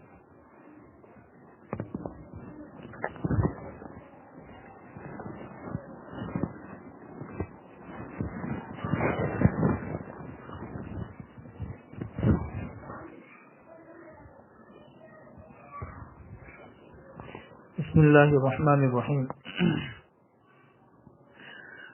آج کچھ مسائل بتا دوں ناپاک اور پاک چیزوں سے متعلق. بعض چیزیں ایسی ہوتی ہے جو ناپاک ہوتی ہے، انسان اسے پاک سمجھتا ہے. بعض چیزیں پاک ہوتی ہے، انسان اسے ناپاک سمجھتا ہے. اس لیے اس سے متعلق کچھ چیزیں سمجھا دوں. ایک تو یہ ہے کہ انسان کا جھوٹا جو ہے وہ پاک ہے، چاہے وہ مسلمان ہو یا غیر مسلم ہو، چاہے وہ مرد ہو یا عورت ہو، اور چاہے کوئی ناپاک ہو یا پاک ہو. سارے انسانوں کا جھوٹا جو ہے پاک ہے. جھوٹا پاک ہونے کا مطلب یہ ہے کہ اگر پانی پیا تو وہی پانی دوسرا انسان پی سکتا ہے. کسی برتن میں کھایا تو اسی برتن کو دوسرا انسان بھی استعمال کر سکتا ہے. ایسا نہیں ہے کہ یہ ناپاک انسان ہے یا یہ ناپاک عورت ہے، اس نے ہاتھ لگایا یا اس نے منہ سے لگایا تو اس کی وجہ سے یہ برتن ناپاک ہو گیا. ایسا نہیں ہے. ہاں یہ الگ چیز ہے کہ اگر کسی کے منہ کے اندر ناپاکی ہے، جیسے کسی نے شراب وغیرہ پی ہوئی ہے اور اسی حالت میں اس نے کسی برتن کو منہ لگا دیا تو پھر یہ ناپاک ہو جائے گا. یہاں پہ اس کے منہ کی ناپاکی کی وجہ سے یہ ناپاکی آئی ہے، ورنہ فی نفسی ہی کسی انسان کا جھوٹا جو ہے وہ ناپاک نہیں ہوتا. دوسرا یہ ہے کہ انسان، آپ نے دیکھا ہوگا کہ کسی انسان کے منہ سے رال ٹپکتی ہے. کبھی کبھی انسان سوتا ہے تو نیند کی حالت میں رال ٹپکتی ہے، کبھی جاگتا ہوتا ہے اس وقت میں بھی رال ٹپکتی ہے. تو انسان کا جو رال ہے وہ پاک ہے. اگر وہ زندہ ہے تو اس کی رال پاک ہے، چاہے جاگتے میں نکلے چاہے نیند کے اندر نکلے. البتہ جب انسان کا انتقال ہو جاتا ہے تو انسان کے انتقال کے بعد اس کے منہ سے نکلنے والی جو رال ہے وہ ناپاک ہے. تیسرا مسئلہ ہے پسینے کے بارے میں. پسینہ اگر انسان پاک ہے تب تو انسان کا پسینہ بھی پاک ہے، لیکن اگر انسان چاہے مرد ہو یا عورت ہو کسی بھی قسم کی ناپاکی کے اندر ہے، ناپاکی جو حکمی ناپاکی ہوتی ہے، تو اس حالت میں بھی جو پسینہ نکلتا ہے تو وہ پاک ہے، ناپاک نہیں ہے. اگر وہ کپڑے کو لگ جائے یا وہ پسینے کے قطرے پانی کے اندر گر جائے تو یہ کپڑے اور پانی ناپاک نہیں ہوں گے. چوتھا مسئلہ یہ ہے کہ اگر کوئی مرد ہے یا عورت ہے وہ اگر ناپاک ہے اور ان کو غسل کرنا ہے تو غسل کے دوران جسم پر جو ناپاکی لگی ہوئی ہے اسے صاف کر لیا، اور صاف کرنے کے بعد پھر جو نہاتے ہیں تو اس نہانے کے دوران جو پانی جسم سے نکلتا ہے، جسم پہ لگ کر جو باہر نکلتا ہے تو وہ پانی پاک ہوتا ہے. اگر وہی پانی بالٹی کے اندر اگر گر جائے تو پھر بالٹی کے اندر موجود پانی ناپاک نہیں ہوتا ہے. جسم کی گندگی صاف کر دی، صاف کرنے کے بعد غسل کے دوران جو پانی نکلتا ہے، یعنی پانی جسم کے اوپر ڈالتے ہیں اور وہ پانی جسم سے دور ہوتا ہے تو وہ پانی پاک ہوتا ہے. وہ اگر کسی پانی وغیرہ کے اندر گر گیا تو وہ پانی ناپاک نہیں ہوتا ہے. پانچواں مسئلہ ہے کہ اگر کوئی ناپاک کپڑے ہے اسے دھو رہے ہیں تو اسے دھونے کے دوران اس کے جو چھینٹے کپڑے پر یا بدن پر لگ جاتے ہیں تو وہ چھینٹوں کی وجہ سے یہ کپڑا یا بدن ناپاک نہیں ہوگا. معمولی چھینٹے جو ہے وہ اس کی وجہ وہ پاک ہوتے ہیں. احتیاط تو کرنی چاہیے کہ وہ چھینٹے بھی نہ پڑے، لیکن وہ چھینٹے اگر پڑ گئے تو اس کی وجہ سے کپڑا اور بدن ناپاک نہیں ہوتا ہے. پاس میں ڈول رکھی ہوئی ہے، ڈول کے اندر پانی ہے، اگر یہ ناپاک کپڑا دھوتے ہوئے اس ڈول کے اندر اگر وہ چھوٹے سے چھینٹے پڑ جاتے ہیں تو پانی ناپاک ہو جائے گا، ڈول ناپاک نہیں ہوگی، بدن بھی ناپاک نہیں ہوگا، لیکن وہ جو پانی ہے چونکہ وہ مائع قلیل ہے اس لیے وہ ناپاک ہو جائے گا. دودھ پیتا بچہ ہے، چھٹا مسئلہ، دودھ پیتا بچہ ہے تو دودھ جس طرح عام انسانوں کا پیشاب ناپاک ہے تو دودھ پیتے بچے کا بھی پیشاب ناپاک ہے. یہ لوگ سمجھتے ہیں کہ دودھ پیتا بچہ ہے تو اس کا پیشاب ناپاک نہیں ہے. ایسا نہیں ہے، دودھ پیتے بچے کا بھی پیشاب ناپاک ہوتا ہے. البتہ فرق صرف اتنا ہے کہ عام جو بڑا انسان ہوتا ہے اس کے پیشاب کو صاف کرنے کے لیے تو تھوڑی اس کو نچوڑنا پڑتا ہے اور اس کو 3 مرتبہ دھونا پڑتا ہے، یہ سارے مسائل ہوتے ہیں. لیکن چھوٹا بچہ جو ہوتا ہے اس کے پیشاب کی پاکی کے لیے تھوڑا سا ہلکا طریقہ ہے کہ بس پانی کے نیچے اس کو رکھ لو اور پانی اس کے اوپر سے بہا دو تو پھر کپڑا پاک ہو جائے گا. اسی طریقے سے 7واں مسئلہ ہے کہ دودھ پیتے بچے کی جو قے ہے، دودھ پیتا بچہ جو قے نکالتا ہے تو وہ قے بھی ناپاک ہے. اگر وہ کپڑے پر لگ گئی تو کپڑا دھوئے بغیر نماز نہیں پڑھ سکتے. کتا ہے تو کتے کا جو لعاب ہے وہ ناپاک ہے، لیکن اس کا جسم جو ہے وہ پاک ہے. لہذا اگر کتے کا لعاب کسی چیز کے اندر گر گیا یا کتے نے کسی جگہ سے کوئی چیز کھا لی یا پی لی تو پھر وہ چیز جو ہے نا ناپاک ہو جائے گی. کتا چل رہا ہے، اس نے کسی انسان کو کاٹ دیا یا کسی انسان کے کپڑے کو اس نے منہ لگا دیا تو وہ لعاب کی ناپاکی کی وجہ سے وہ چیز ناپاک ہو جائے گی. لیکن صرف کتے کا جسم کسی کو لگا ہے تو جسم چونکہ پاک ہے، اس وجہ سے اس کے لگنے کی وجہ سے انسان کا کپڑا وغیرہ ناپاک نہیں ہوگا. جو اڑنے نواں مسئلہ سمجھ لو کہ اڑنے والے جو پرندے ہوتے ہیں، چاہے وہ شرعی اعتبار سے کھائے جائے یا نہ کھائے جائے، معقول اللحم اور غیر معقول اللحم. معقول اللحم کا مطلب یہ ہے کہ جو شرعی اعتبار سے جن کا کھانا جائز ہے، جس طرح کبوتر ہے، چڑیا ہے. اور غیر معقول اللحم کا مطلب یہ ہے کہ جس کو کھانا جائز نہیں ہے، جیسے کوا وغیرہ. تو یہ چاہے معقول اللحم جانور ہو، پرندے ہو، یا غیر معقول اللحم پرندے ہو، ان کی جو بیٹ ہوتی ہے، بیٹ یہ پاک ہوتی ہے. بہت سے مرتبہ ایسا ہوتا ہے کہ انسان مسجد میں جا رہا ہوتا ہے، نماز پڑھ لی، نماز کے بعد دیکھ لیا کہ ارے بھائی یہ تو کوے کی بیٹ ہے یا چڑیا کی بیٹ ہے یا کبوتر کی بیٹ ہے، پتہ نہیں نماز ہوئی کہ نہیں ہوئی. تو یہ جو بیٹ ہے یہ پاک ہے، اس کے ہوتے ہوئے اگر نماز پڑھ لی تو نماز ہو جائے گی. آخری مسئلہ بتا دوں کہ انسان کے جسم پر کھٹمل ہے، مچھر ہے، یہ بیٹھ جاتے ہیں اور کتنی مرتبہ وہ کھٹمل انسان کا خون اتنا پی لیتے ہیں کہ وہ اڑ ہی نہیں سکتے ہیں. ان کو مارو تو اس کے اندر سے خون نکلتا ہے. تو وہ جو خون ہے، وہ جو اس کو مارنے کے بعد خون نکلتا ہے تو وہ خون پاک ہوتا ہے. اگر وہ کپڑے پر لگا ہوا ہو، اسی حال میں انسان نے نماز پڑھ لی تو وہ نماز ہو جائے گی، اس لیے کہ وہ ایسا خون نہیں ہوتا جو بہنے کے لائق ہو. یہ 10 مسائل ہے پاکی اور ناپاک چیزوں سے متعلق.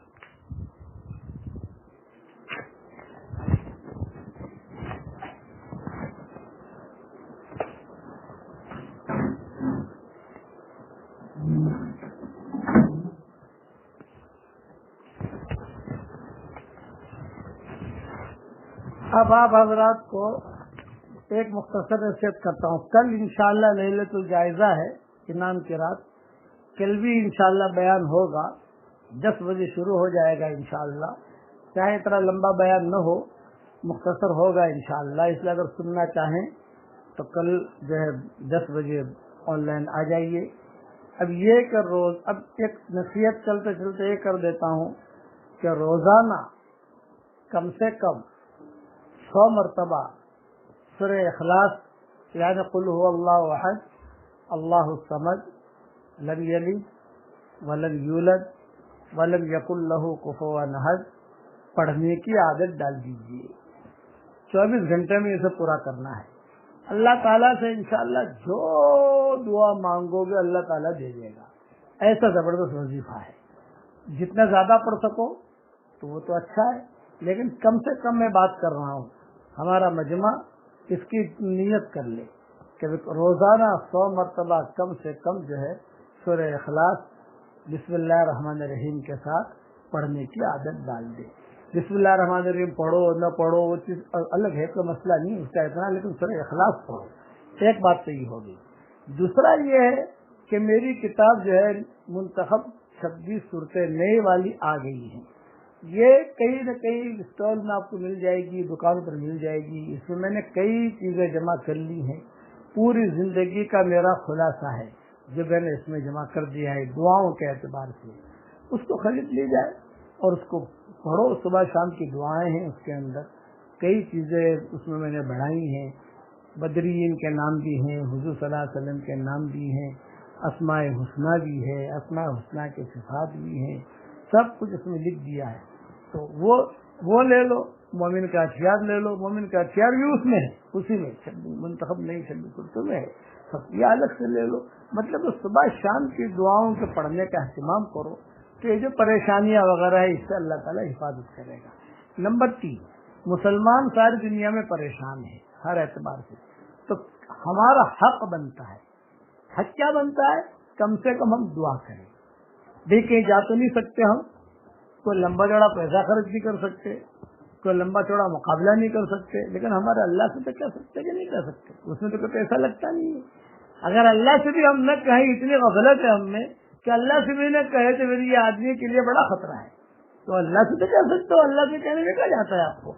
اس لیے اسلامی حق یہ ہے کہ ہم سب کے لیے، مسلمانوں کے لیے دعا کریں، اور یہ بھی دعا کریں کہ اللہ تعالیٰ پھر آئندہ رمضان پھر اللہ تعالیٰ ہمیں دے دے عافیت کے ساتھ، تاکہ یہ ساری چیزیں جو بھی رہ گئی ہیں، کئی چیزیں رہ گئی ہیں، اب کیا کروں کہ بھائی میں چلتے چلتے بتا دوں کہ انسانوں کے دادا تو آدم علیہ السلام ہے، اسی لیے آدمی آدمی آدمی آدمی آدمی آدمی کہتے ہیں، یہ آدم سے ہے۔ یہ عام طور سے لوگوں کو پتہ نہیں ہوتا کہ ہمارے دادا بولے کہ جناتوں کے دادا کون؟ آدم علیہ السلام تو ہے نہیں جناتوں کے دادا، جنات بھی سنتے ہیں کہ ہمارے دادا کون؟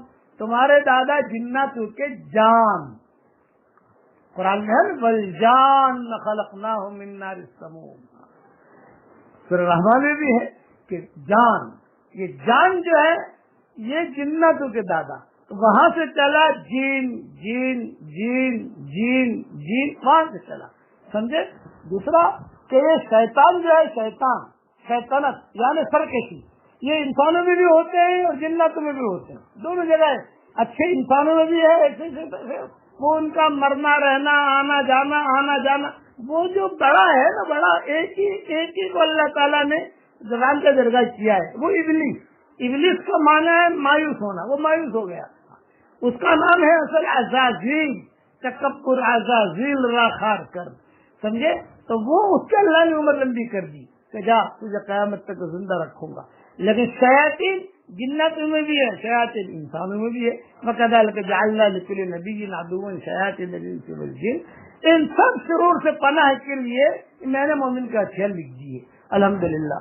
موبائل میں بھی آ گئی ہے، گوگل پر جا کر آپ سرچ کرو گے مومن کا ہتھیار تو بھی مل جائے گی انشاءاللہ، منتخب 26 صورتیں بھی سرچ کرو گے گوگل پر جا کر تو یہ مل جائے گی انشاءاللہ، اور سارے مسلمانوں کے لیے دعاؤں کی درخواست، اور میں ہمیشہ دعا کرتا ہوں اس کے لیے جو مجھے اپنے دعاؤں میں یاد رکھے، مجھے اپنے دعاؤں میں یاد رکھو گے تو انشاءاللہ میری ساری دعاؤں میں، میرے کام میں، قرآن شریف کے ترجمے میں، جو بھی اللہ تعالیٰ مجھ سے لے رہا ہے ان سب میں انشاءاللہ آپ کی پارٹنرشپ پوری رہے گی، 100% پارٹنرشپ، بغیر پیسے کی پارٹنرشپ، اور اس کا سارا اکاؤنٹ ملے گا حشر کے میدان میں انشاءاللہ۔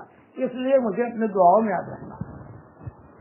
اللهم صل على محمد وعلى آل محمد كما صليت على إبراهيم وعلى آل إبراهيم إنك حميد مجيد۔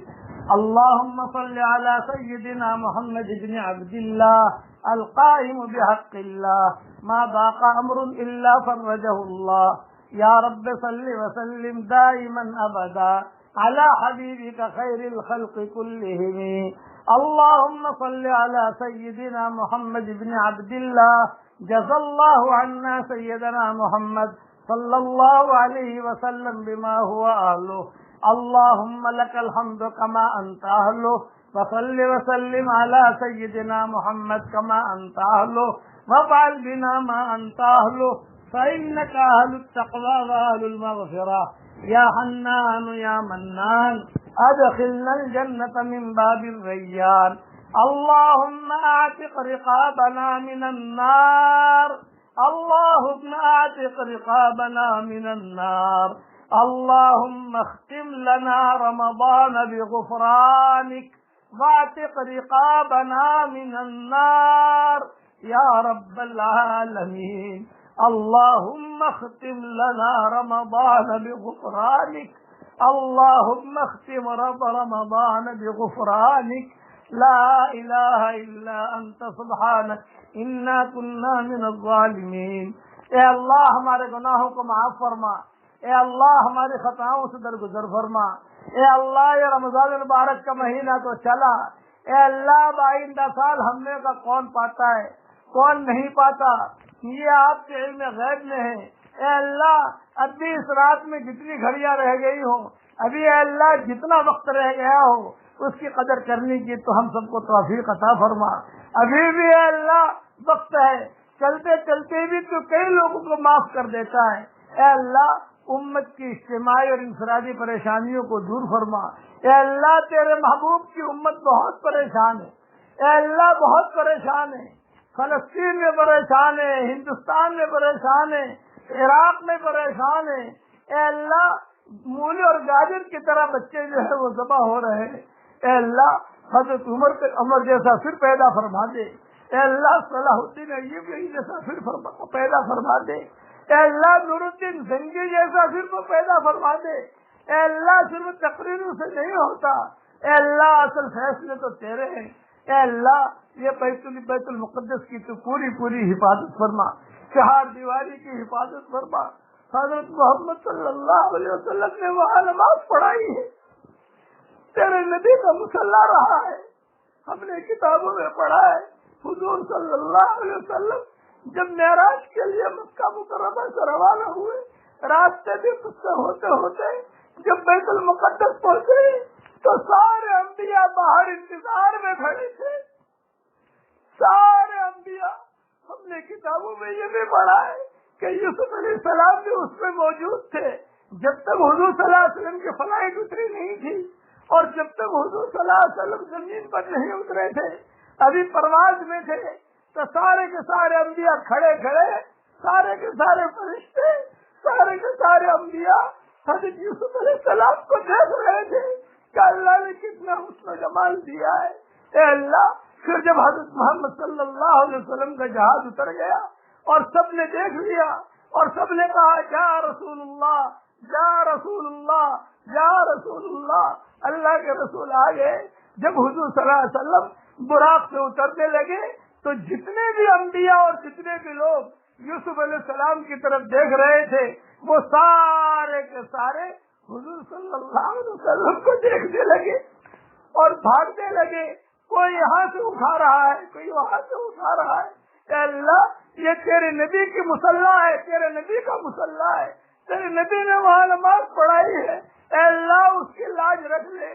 ہم نے کتابوں میں یہ بھی پڑھا ہے اور میں نے کئی مرتبہ بیانوں میں کہا ہے کہ وہاں جب داخل ہوئے بیت المقدس میں، سارے کے سارے انبیاء جب داخل ہوئے ہیں، حضور صلی اللہ علیہ وسلم بھی داخل ہوئے، میزبان اصل میں تھے حضرت جبریل علیہ السلام، اور سارے انبیاء انتظار میں تھے کہ آج آخری نبی آنے والے ہیں، اور سب کو جو ہے استقبال میں کھڑا کیا گیا تھا۔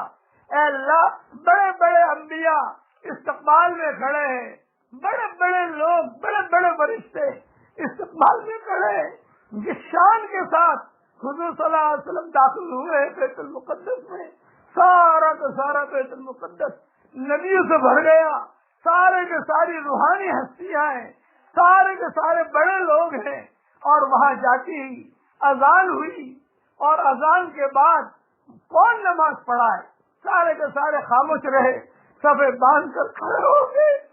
حضرت جبریل نے حضور صلی اللہ علیہ وسلم کی طرف دیکھا، سارے کے سارے کھڑے ہیں، امامت کون کرائے گا؟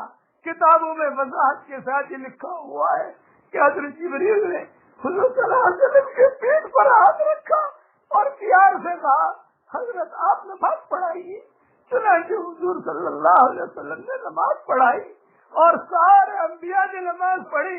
اے اللہ اس تاریخ کی لاج رکھ لے، اے اللہ اس رات کی لاج، اس دن کی لاج رکھ لے، اس سفر کی لاج رکھ لے۔ اے اللہ نبیوں کے سجدے وہاں موجود ہیں، پوشیدہ ہے نبیوں کے سجدے، اور حضور صلی اللہ علیہ وسلم کا سجدہ بھی پوشیدہ ہے۔ جب حضور صلی اللہ علیہ وسلم نے نماز پڑھائی، نماز پڑھانے کے بعد فارغ ہو گئے، بیٹھ گئے حضور صلی اللہ علیہ وسلم سارے انبیاء کی طرف، تو ملاقات کے لیے سب نے لائن لگائی، سب نے حضور صلی اللہ علیہ وسلم سے ملاقات کی۔ جبریل علیہ السلام تعارف کراتے رہے، یہ فلاں نبی ہے، یہ فلاں نبی ہے، یہ فلاں نبی ہے، یہ فلاں نبی ہے۔ جب یوسف علیہ السلام کی باری آئی، یہ یوسف ہے، تو آپ نے کہا میں نے بہت حسین و جمیل دیکھا یوسف علیہ السلام کو، آسمانوں پر بھی دیکھا، وہاں پر بھی دیکھا۔ اے اللہ یہ وہ جگہ ہے۔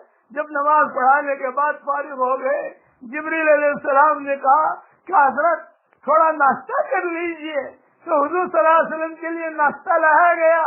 سارے انبیاء موجود ہیں، سارے کے سارے انبیاء موجود ہیں، اور ناشتہ جو میزبان جبریل علیہ السلام ہے، یہ وہی بیت المقدس ہے کہ آپ لمبا سفر کر کے آئے ہیں، تھوڑا ناشتہ کر لیجئے۔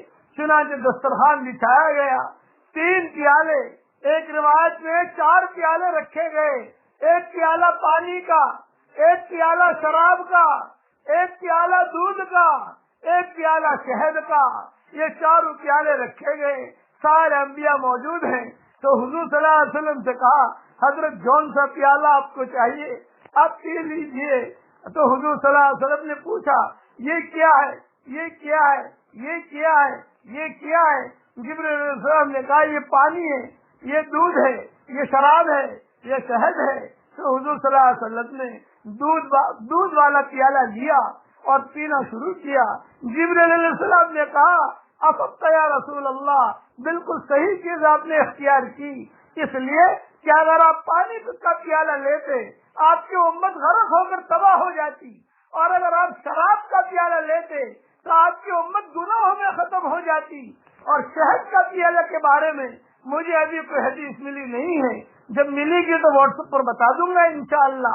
لیکن یہ کہ حضور صلی اللہ علیہ وسلم نے وہ پیالہ لیا، دودھ کا پیالہ لیا، اس میں جو ہے سب نبیوں نے بیان کیا، آخر میں حضور صلی اللہ علیہ وسلم نے بیان کیا، تمام تعریف ابراہیم علیہ السلام نے بیان کیا، تمام یہ بیت المقدس میں بیان ہوا ہے۔ اے اللہ، بیت المقدس میں سارے نبیوں نے بیان کیا ہے، بیت المقدس میں تیرے نبی نے نماز پڑھائی ہے، بیت المقدس میں سارے فرشتے جمع ہوئے ہیں، بیت المقدس میں یہ سارے کے سارے قصے ہوئے ہیں۔ اے اللہ، عافیت کے ساتھ تو بیت المقدس کی پوری حفاظت فرما، پورے علاقے کی حفاظت فرما، تو ہی حفاظت کرنے والا ہے۔ بدر میں تو نے فرشتوں کو اتارا تھا، وہی فرشتے موجود ہیں، ہم نے کتابوں میں پڑھا ہے، جو فرشتے بدر کے میدان میں آئے تھے وہ آسمانوں پر واپس نہیں گئے ہیں، وہ زمین میں چلتے پھرتے رہتے ہیں اور اللہ کے بندے اور بندیوں کی مدد کرتے رہتے ہیں۔ اے اللہ، تیرے ان فرشتوں کو یہاں بھی بھیج دے اور تو مسلمانوں کی پوری حفاظت فرما، مدد فرما۔ چنانچہ سب کے بیانات ہوئے اور مختصر بیان ہوئے۔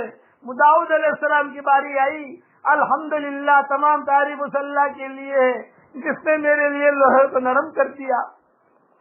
سلیمان علیہ السلام کی باری آئی کہ تمام تعریف اس اللہ کے لیے ہے جس نے مجھے ساری زمینوں کا مالک بنایا اور میرے لیے جناتوں کو اور ہواؤں کو مسخر کر دیا۔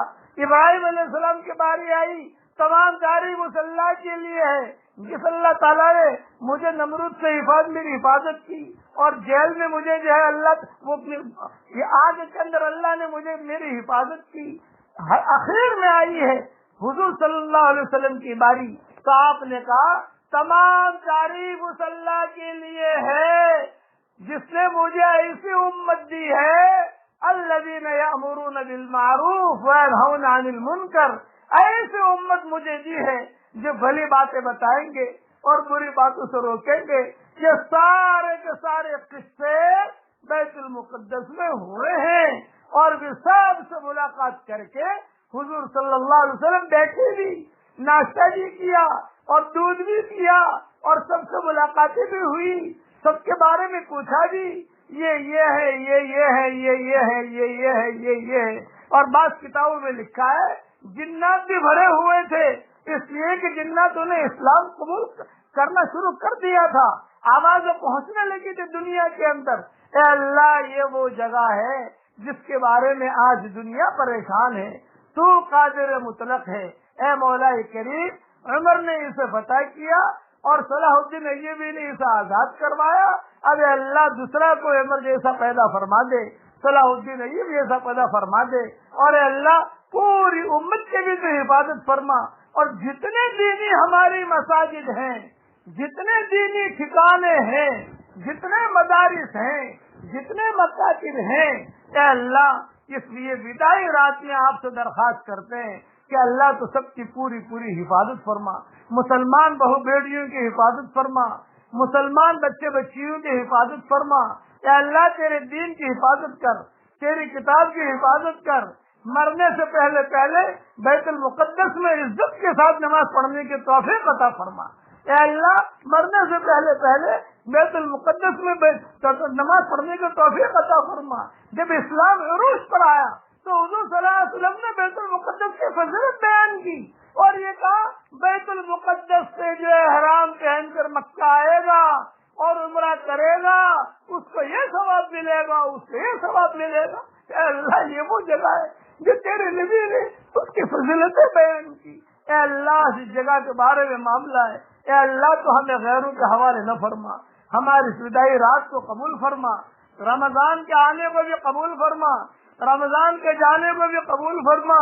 ہماری زندگی کا آخری یہ رمضان نہ ہو بلکہ بار بار ہمیں مل رہا ہو، بار بار مل رہا ہو۔ اور اپنی کتابوں میں یہ بھی پڑھا ہے کہ حضور صلی اللہ علیہ وسلم جب وہاں سے آسمانوں کی طرف روانہ ہونے لگے تو براق کو تو حضرت جبریل نے وہی بیت المقدس میں باندھ دیا اور وہی پر براق کو باندھ دیا۔ براق والی فلائٹ مکہ مکرمہ سے بیت المقدس کی تھی۔ اب جو ہے بیت المقدس سے آسمانوں کے سفر کے لیے جو سواری آئی وہ بالکل الگ تھی، وہ الگ فلائٹ تھی۔ حضور صلی اللہ علیہ وسلم جب بیٹھنے لگے تو بہت محبت بھری نگاہ ان کے بیت المقدس کو دیکھ رہے تھے، اس جگہ کو دیکھ رہے تھے کہ افضل قبلہ ہے ہمارا۔ ابھی مکہ مکرمہ ابھی مدینہ منورہ کا سفر نہیں ہوا ہے، ہجرت ہوئی ہے اور بعد میں ہجرت کے بعد جو ہے قبلہ جو ہے اللہ آپ نے بدلا ہے۔ فول وجہ کا شطر المسجد الحرام والی آیتیں آپ نے نازل کی ہیں، یہ بہت بات میں ہوا ہے، لیکن یہ وہ جگہ کی خصوصیت ہے کہ اللہ تیرے نبیوں نے وہاں دعائیں مانگی ہیں، تیرے نبیوں کی قبریں موجود ہیں اور تو نے ہی کہا ہے کہ ہم نے اس کے ارد گرد برکتیں رکھی ہیں۔ اے اللہ تیرے دین کی حفاظت کر، دونوں چوکھٹوں کی بھی حفاظت کر اور یہ تیسرے چوکھٹ کی بھی حفاظت کر، مکہ کی بھی حفاظت کر، مدینہ کی بھی حفاظت کر، بیت المقدس کی بھی حفاظت کر اور اس کے تینوں کی جتنی بیٹیاں ہیں ان کی بھی حفاظت کر۔ مولانا یوسف صاحب رحمۃ اللہ علیہ فرماتے تھے کہ جتنی مسجدیں ہیں یہ بیت اللہ کی بیٹیاں ہیں، یہ مدینہ مسجد نبی کی بیٹیاں ہیں، یہ بیت المقدس کی بیٹیاں ہیں۔ اے اللہ ان سب بیٹیوں کی بھی حفاظت کر، اے اللہ غیروں کے حوالے نہ کر۔ حضرت محمد صلی اللہ علیہ وسلم نے جو دعائیں مانگی ہمارے لیے قبول فرما۔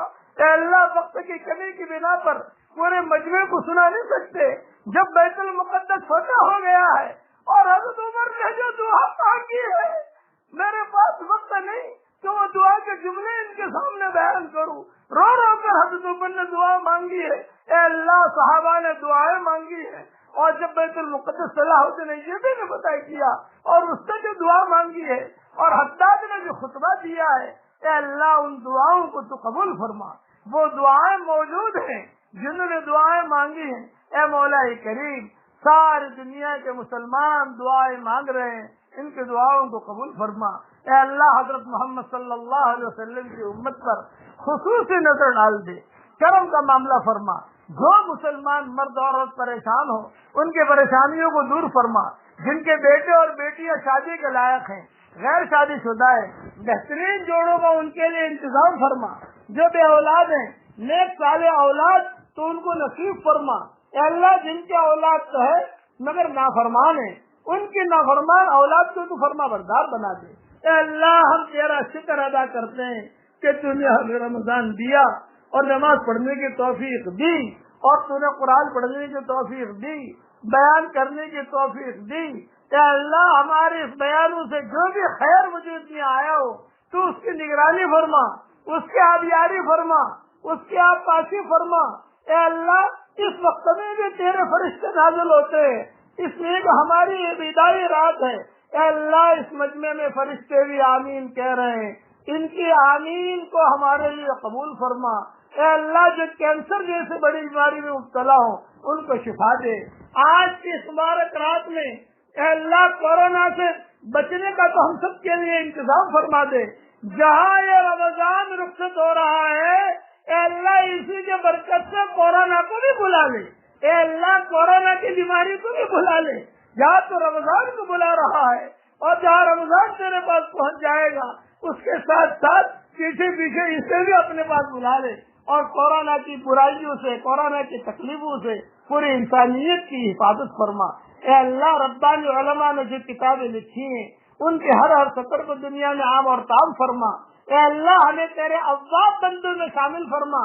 اے اللہ اس امت کو باطل کے غبار سے بچا لے اور باطل کے غبارے سے بچا لے۔ اے اللہ اس امت کو باطل کے غبار سے بچا لے اور باطل کے غبارے سے بچا لے۔ اے اللہ تہجد کے وقت میں تیرا خاص لشکر زمین پر اترتا ہے، اس وقت ہمیں جاگنے کی توفیق عطا فرما۔ اے اللہ یہ ماہ مبارک تیری رحمت کا چمن ہے، تو نے ہمارے لیے اتارا ہے، قدر کرنے کی توفیق عطا فرما۔ اب یہ رخصت ہو رہا ہے، اے اللہ کل حشر کے میدان میں ہمارے لیے اچھی گواہی دے۔ ہم نے کتابوں میں پڑھا ہے قرآن سفارش کرے گا اور یہ رمضان سفارش کرے گا تو اس کا بیڑا پار ہو جائے گا۔ اے اللہ ہمارے روزے ایسے تو نہیں ہیں جو تیرے دربار میں پیش کر سکیں، مگر تو کریم ہے اور رحیم ہے، کریم ہمیشہ اپنے کرم میں نبھاتے ہیں۔ ہمارے روزوں کو قبول فرما، تراویح کو قبول فرما، خیر خیرات کو قبول فرما، تہجدوں کو قبول فرما، جو بھی ہوا تو قبول فرما۔ تو کریم ہے، سخیوں کا سخی ہے۔ کسی زمانے میں کوئی سخی ہوتا تھا جو کھوٹی پونجی کو قبول کر لیتا تھا، تو سخیوں کا سخی ہے۔ اے اللہ ہم سب کی محنتوں کو تو قبول فرما۔ اے سلام ہم کو دارالسلام میں داخل فرما۔ یا سلام ادخلنا برحمتک فی دار السلام۔ یا سلام ادخلنا برحمتک وکرمک ومنک فی دار السلام۔ اے سلام ہم کو دارالسلام یعنی جنت میں داخل فرما۔ اے اللہ تیرے خفیہ خزانوں سے ہمیں محروم مت فرما۔ تیرے خزانے باہر دکھائی دے رہے ہیں، کچھ خزانے ایسے ہیں جو چھپے ہوئے ہیں، اے اللہ تو ہمیں محروم مت فرما۔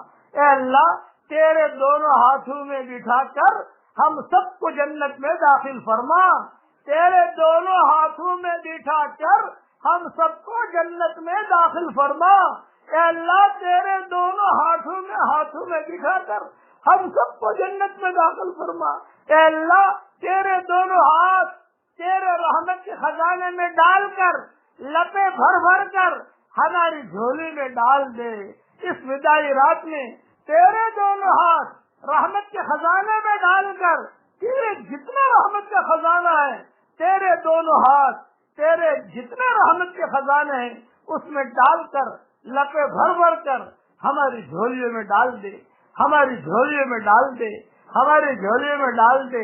تیرے خزانے میں سے کچھ کمی واقع نہیں ہوگی اور ہم غریبوں کا بھلا ہو جائے گا۔ ہم کو خوش نصیب انسان بنا کہ حضرت محمد صلی اللہ علیہ وسلم ہمارا ہاتھ پکڑ کر جنت میں داخل فرما رہے ہوں۔ اے اللہ اس امت کو دنیا میں جنت کا سایہ عطا فرما، سائے سے حفاظت اور جہنم کے سائے سے حفاظت فرما، یعنی نعمتیں عطا فرما اور پریشانیاں دور فرما۔ اے اللہ اس مبارک رات میں سلامتی کی چادر بھی اتار دے، شفا کی چادر بھی اتار دے، عافیت کی چادر بھی اتار دے، صحت کی چادر بھی اتار دے، حلال مال کی چادر بھی اتار دے، حلال بستروں کی چادر بھی اتار دے، اور اے اللہ خوف اور بھوک اور تنگیاں اور بیماریاں ان چادروں کو لپیٹ کر جہنم میں داخل فرما دے۔ اے اللہ تقوی کا لباس ہمیں پہنا دے، اے اللہ زہد کا لباس پہنا دے، تیری محبت کا سرما ہماری آنکھوں میں لگا دے۔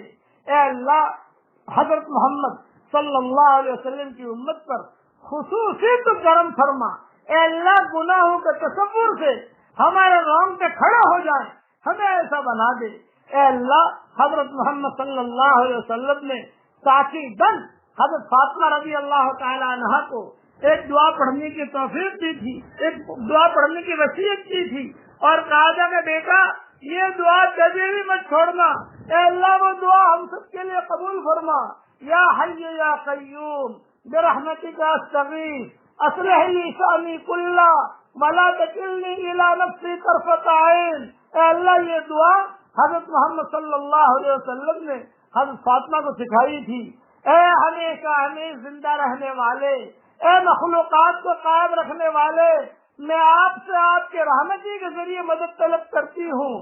اے آپ میرے تمام احوال درست فرما دیجئے اور مجھے ایک بار بھی آنکھ جھپکنے کے برابر میرے نفس کے حوالے نہ فرما۔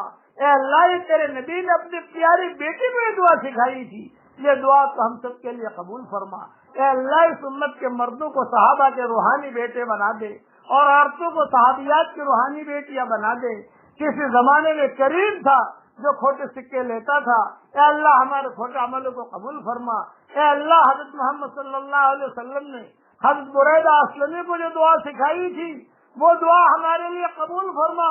تیرے نبی نے کہا تھا بریدہ اسلمی کو، اے بریدہ، اے بریدہ، جس کے ساتھ اللہ خیر کا ارادہ کرتا ہے اسے یہ دعا پڑھنے کی توفیق دیتا ہے، اور جس کے ساتھ اللہ خیر کا ارادہ نہیں کرتا اسے یہ دعا پڑھنے کی توفیق نہیں دیتا۔ اے اللہ یہ دعا تو ہم سب کو قبول فرما لے، اے اللہ یہ دعا ہم سب کے لیے قبول فرما لے۔ جتنا مجمع آمین کہہ رہا ہے میں آپ سب کو یہ دعا پڑھا رہا ہوں تاکہ یہ دعا کی فضیلت ہم سب کو مل جائے۔ پڑھو میرے ساتھ، اللہم انی ضعیف فقوی فی رضاک ضعفی وخذ الی الخیر بناصیتی واجعل الاسلام منتہا رضائی۔ اللہم انی ضعیف فقوینی وانی ذلیل فاعزنی وانی فقیر فاغننی یا ارحم الراحمین۔ اے اللہ ہم نے سب نے یہ دعا پڑھی جو تیرے نبی نے بریدہ اسلمی کو سکھائی تھی۔ اے اللہ اب ہم سے پیار کر لے، اب ہم سے محبت کر لے۔ میں ترجمہ بھی آپ سب کو پڑھا دیتا ہوں، ترجمہ بھی پڑھ لو۔ اے میرے پیارے اللہ، میں کمزور ہوں، اپنی اطاعت اور فرما برداری میں لگا کر میری کمزوری کو دور فرما دے، اور اے میرے پیارے اللہ خیر کے کاموں کی طرف مجھے متوجہ کر دیجیے، اور اے میرے پیارے اللہ دین اسلام کو میری آخری تمنا بنا دیجیے۔ اے میرے پیارے اللہ میں کمزور ہوں، مجھے طاقت اور قوت بخش دیجیے، اور اے میرے پیارے اللہ میں ذلیل ہوں، مجھے عزت عطا فرمائیے، اور اے میرے پیارے اللہ میں فقیر ہوں، آپ مجھے غنی کر دیجیے۔ اے ارحم الراحمین۔ یہ دعا بکھرے موتی جلد اول میں موجود ہے اور باقی میری کئی کتابوں کے اندر موجود ہے۔ اے اللہ بریدہ اسلمی والی دعا میں نے پڑھوا دی۔ تیرے نبی نے کہا تھا جس کے ساتھ اللہ محبت کرتا ہے اسے یہ دعا مانگنے کی توفیق دیتا ہے، جس سے تو محبت نہیں کرتا اسے مانگنے کی توفیق نہیں دیتا۔ اس وداعی رات میں نے سب کو پڑھوا دی ہے، کتابوں میں یہ لوگ دیکھ لیں گے، امیجز بھی بنا بنا کر بھیج دیے ہیں۔ اے اللہ یہ دعا تو پوری امت کے لیے قبول فرما دے۔ یہ سننے والے پوری امت کے لوگ تو نہیں ہیں، لیکن ہم تو تجھ سے تو مان سکتے ہیں۔ اے اللہ یہ دعا پوری امت کے لیے قبول فرما لے۔ آخر میں یہ دعا مان کر دعا ختم کرتا ہوں۔ تیرے نبی حضرت محمد صلی اللہ علیہ وسلم تقریباً روزانہ 25 نور والی دعا مانگتے تھے۔ اے میرے پیارے اللہ یہ 25 نور والی دعا تو پوری امت کے لیے قبول فرما، اور اے اللہ اس مبارک رات میں جیسا رمضان خوشی خوشی رخصت ہو رہا ہے اور عید خوشی خوشی آ رہی ہے، اے اللہ اسی طریقے پر تو ہم سب کو خوش کر دے، اور اس طریقے پر یہ بیماریوں کا جو جال بچھا ہوا ہے ان بیماریوں کو بھی تیری طاقت سے تو اپنے پاس بلا لے۔ اے اللہ جو مانگا وہ عطا فرما، مانگنے سے رہ گیا وہ عطا فرما، اور حضرت محمد صلی اللہ علیہ وسلم کا بہترین بہترین پڑوس ہمیں نصیب فرما۔ اے اللہ، حضرت محمد صلی اللہ علیہ وسلم کی امت میں جو پریشان حال ہو، بلکہ میں کہتا ہوں کہ اس امت کے لیے اے اللہ ہر لائن کی خوشیاں مقدر فرما دے، ہر لائن کی برائیوں سے، بیماریوں سے، تکلیفوں سے اور گھبراہٹوں سے، جن کے فساد سے، شیطانوں کے فساد سے پوری پوری حفاظت فرما۔ اس مبارک رات میں پوری انسانیت کے لیے اللہ ہدایت کے فیصلے فرما، ہماری برادران وطن کی ہدایت کے فیصلے فرما۔ اے اللہ، جو لوگ اس امت کو پریشان کر رہے ہیں، اگر ہدایت ان کے مقدر میں ہو تو ایسوں کو ہدایت دے دے، اور اگر ہدایت ان کے مقدر میں نہ ہو تو ایسوں کو تباہ اور برباد فرما دے، اپنے زمینوں کو پاک فرما دے۔ اے اللہ، اندھیروں کو اندھیروں سے ٹکرا دے، قارون کو فرعون سے ٹکرا دے، فرعون کو حامان سے ٹکرا دے، حامان کو شداد سے ٹکرا دے۔ اے اللہ، تجھ کو جب پکڑنے پر آیا تو اللہ فرعون کو پانی کے ذریعے سے ختم کر دیا، نمرود کو ایک مچھر کے ذریعے سے ختم کر دیا، قارون کو دھسا کر تو نے ختم کر دیا، دوسری قوموں پر زلزلے کے ذریعے سے تو نے ختم کیا۔ تیرے لشکر زبردست ہیں، وما یعلم جنود ربک الا ہو، تیرا لشکر تو ہی جانتا ہے۔ ہم تو یہ دعا کرتے ہیں، ہم نہیں چاہتے کہ لوگ جہنم میں جائیں، ہم چاہتے ہیں کہ پوری انسانیت جنت میں چلی جائے، لیکن اللہ اگر ہدایت مقدر میں نہ ہو تو ایسے لوگوں سے تو اپنے زمینوں کو پاک فرما اور سارے اندھیروں کو دور فرما، اور اسلام اور ایمان کی روشنی کو دنیا میں عام اور تام فرما، اور پورے رمضان جتنی دعائیں مانگی گئی اجتماعی انفرادی، ان سب دعاؤں کو ہم سب کے لیے قبول فرما، اور اپنے فضل و کرم سے ہماری دعاؤں کو قبول فرما۔ نسألک من خیر ما سألک من عبدک و نبیک سیدنا محمد صلی اللہ علیہ وسلم، ونعوذ بک من شر ما استعاذک من عبدک و نبیک سیدنا محمد صلی اللہ علیہ وسلم۔ انت المستعان وعلیک البلاغ ولا حول ولا قوت الا باللہ العلی العظیم۔ انسانوں اور جناتوں سب کی ہدایت کے فیصلے فرما، تیری مخلوق میں سے جو جہاں پریشان حال ہو ان کے پریشانیوں کو دور فرما، اور تیری مخلوق میں سے جس کی جو حاجت ہو ان سب کی حاجتوں کا تو غیر سے تکفل فرما، اور اپنے فضل و کرم سے ہماری دعاؤں کو قبول فرما۔ سبحان ربک رب العزت عما یصفون وسلام علی المرسلین والحمد للہ رب العالمین۔